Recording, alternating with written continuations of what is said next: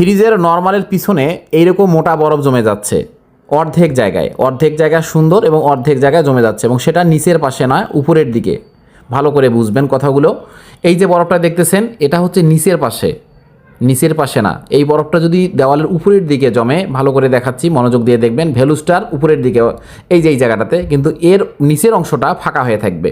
যদি আপনাদের পূর্বে থেকেই পুরো অংশই বরফ আটকায়, কিন্তু হঠাৎ করেই যদি দেখেন যে অর্ধেক অংশে বরফ আটকায় আর অর্ধেক অংশে একেবারেই ফাঁকা, কোনো বরফের আস্তরণ নাই, আপনারা পাওয়ার বাড়াই দিয়েও দেখবেন, কিংবা বরফগুলোকে খুলে বাদ দিবেন, তারপরে আবার চালায় দেখবেন যে 3-4 ঘন্টা চলতেছে, কিন্তু নর্মালের পিছনের অর্ধেক জায়গায় বরফ হালকা আসতেছে, কিন্তু নিচের জায়গাটাতে একেবারেই ফাঁকা, কোনো বরফ আসতেছে না।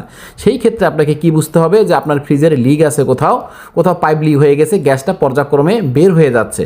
গ্যাস বের হয়ে যায়, যত গ্যাসের প্রেশার কমে যাবে, ঠান্ডাও তত কমে যাবে, অর্থাৎ নর্মালের অর্ধেক হয়ে যাবে বরফ, এবং আস্তে আস্তে কিন্তু পুরো বরফটা গলে যাবে এক সময়, এবং ডিপিও কিন্তু পর্যায়ক্রমে কমে যাবে। তবে যতদিনই ডিপিএ বরফ আসা কম হবে, ততদিনে কিন্তু আপনার ফ্রিজের কম্প্রেসারের উপর লোড হবে।